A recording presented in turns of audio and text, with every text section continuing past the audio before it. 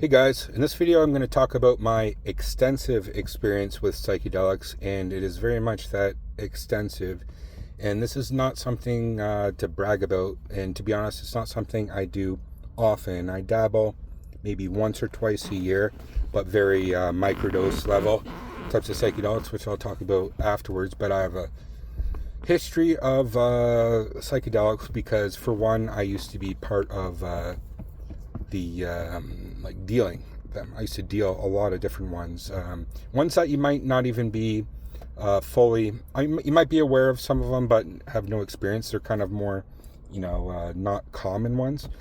And a long story short is because I lived in a place in British Columbia, Canada, where there's still, it's still alive and well, the whole psychedelic realm of things, because I know a lot of places in the world, those types of drugs aren't widely used, but I'd be like the festivals I used to go to, and still would if I was still lived out there. There's no alcohol involved there. When you show up at the gate and you have any types of beer, it'll be confiscated immediately. Okay, but then you could say I have an ounce of ketamine, and they'll be like, okay, no problem, go right through it, right?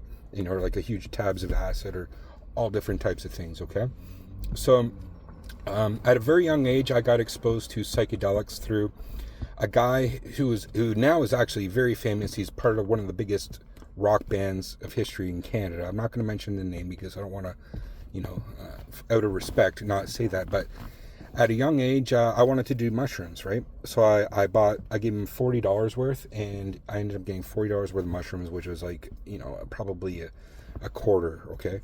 And I had a big pile in my hands like this, and I still had like a curfew at the time. Like I had to be home by like 10 o'clock. And I did them at like 6 o'clock, to give you an idea. Imagine.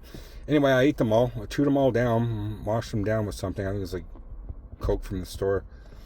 And I tripped the fuck out. But that was one of the most profound experiences I had in my life, because it opened the door of perception to the psychedelic realm. I was only like grade 10 at the time, or 9 or 10 at the time.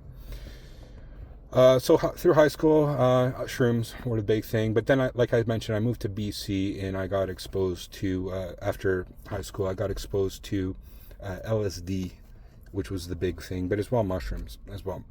So I got graduated to the LSD realm, and used to do LSD with MDMA, candy flipping, and things. I got exposed to more of the rave community, and those are all good and all, but I'm going to get into the more hardcore psychedelics, which I did as well afterwards.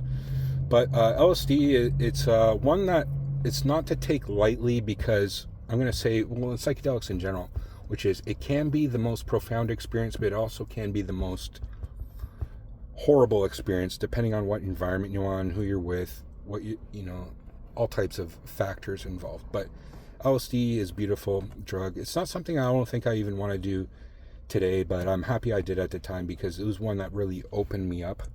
I was literally a hippie at the time. I had hair here. I wore like my hippie clothes and hung around with guys with dreadlocks and play, bongo drums at the beach and play frisbee golf and shit like that, right? But then eventually, so one time when we actually did do acid, in proper LSD, this isn't just like shitty tryptamine LSD. We went back to his yurt. He lived in a yurt in the middle of nowhere, okay? And we're chilling there, and he's a DJ, listen to music, etc. And he's like, you guys want to do DMT? DMT, I've heard about that. This was a long time ago, so it was like DMT it's before Joe Rogan and before people, it was really popularized. So like, sure. So we freebased it out of test tubes. You put it in the bottom of a test tube and you heat it up, and then you have a straw in it. That's the only way we could do it. And he had a Bunsen burner. This is the funny story. Actually, I did the first hits, and whenever I'm tripping, and then he did it, and he had long hair too, and he accidentally lit his hair on fire in the Bunsen burner. So my first trip on DMT, I was watching a guy have his hair on fire. It was hilarious. It was all jokes. Like, it didn't burn his whole hair on fire, but part of it went up anyway. And it was during that experience where we had a very spiritual connection, because we were tripping on both acid and the DMT, and we went outside, and I'm gonna say there was a bit of a supernatural experience that happened that night. I'm not gonna lie, with like weird lights that were floating around, and we all seen them and things. We had like this weird psychic connection between us where there was lights floating around and things we're watching. It was weird. Anyway, so I graduated from that. I moved to Spain, and I lived in Spain for 2 years, where I worked as a DJ promoter because I was a photographer, but I was in the DJ industry there, like some of the biggest DJs in the world. Long story short. But anyway, I was also selling tickets for shows, and I was also selling drugs because that's how you had to survive. And one of the ones that I did sell was ketamine, so I got into ketamine at the time, which I consider a psychedelic. And I got so familiar with ketamine, or I got like that I could do large amounts, you know, sometimes by myself, sometimes with other people, but in a comfortable environment, not at the club, where I would push the limits of like human consciousness, where I would literally do lines that were like Hollywood style cocaine lines, like fucking what bigger than you do coke. But if you know ketamine, you're only supposed to do tiny ones. I was doing huge rips of them, and I was being blasted off into different dimensions. So that was a bit of a psychedelic experience as well, and I wouldn't recommend that by any means at all. And I came back to BC. I became friends with this guy who's part of psychedelic research, and he introduced me to all different types of tryptamines and phenethylamines, they're called. Like, if you know Tikal, this guy Shulgin, who developed all different types of things like 2CB, 2CA, MDMA, MDA type shit. But so I got exposed to a whole bunch of different types of, quote, research chemicals and things after that, which was kind of sketchy, but as well, it was very eye-opening. And was a part of that. Around the same time, I used to grow a large amount of magic mushrooms, like pounds at a time, and turn them into chocolate bars, because one of my friends who did shrooms, who I sold to, he would make them into chocolate because he's a very crafty guy. This guy makes vases and coffee cups and, you know, all pottery, and he makes his own axes. He's a crafty guy. Anyway, he had this mold to make chocolate bars, like a 4x8. So I was like, can you mass produce these? He's like, yeah. So I'm like, okay. So we mass produced them. I had this mini fridge full of them that I made, right? And those things sold like hotcakes one summer. I made a killing on them, but it almost became too much and too hot. And then so I had to abandon that because there was too much heat. And then I moved out of that city and got into my profession, which I do now. But as well, some of the other psychedelics, which is probably one of my favorite ones, it's not like I would even recommend it, but it's so beautiful, is mescaline. I used to get liquid mescaline, which you could use as a dropper, but like it's more than just like doing like one drop. It's like, you know, actual proper like lots of liquid drop. And mescaline's from a cactus. That one lasts the longest, so you gotta be careful not to do too much because it literally lasts like 18 hours. It can anyway. I like to microdose it. It's still one I do to this day. I have it in my drawer, and it's a beautiful experience because it's different than normal psychedelics, because normal ones, are tryptamines. This one is a phenethylamine, so it's kind of more like MDMA in some regards. But it's still very visual. But you're not all in your mind. Like if you ate like 3 grams of shrooms, you're a lot in your mind, and it can be a bit too much, right? It's still very visual. Mescaline is super sensory, like literally like your perception opens, and like I was walking through farmers fields and things, and it was like I was in a Van Gogh painting.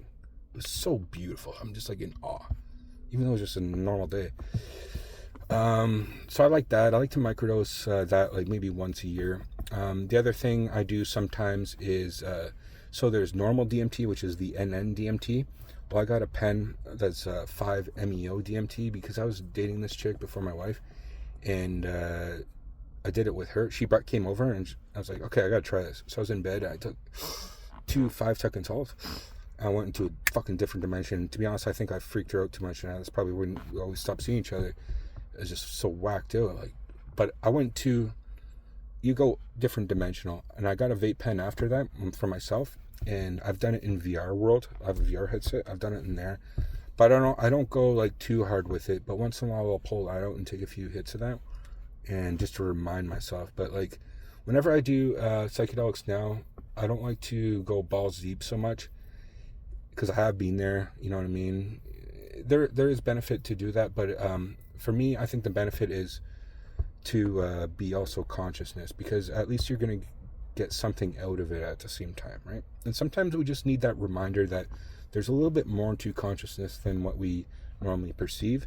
And when I do just microdose something, there's a afterglow benefit that lasts, I believe weeks sometimes, of it reprograms things in your mind. I really think it's therapeutic to do things in a more microdose setting, the mescaline specifically, and the 5-MeO DMT, which doesn't even last that long, but for days afterwards, you're totally rewired, I believe, and that's supposedly the most powerful psychedelic. But again, if you just take small puffs from a vape, it's not that bad.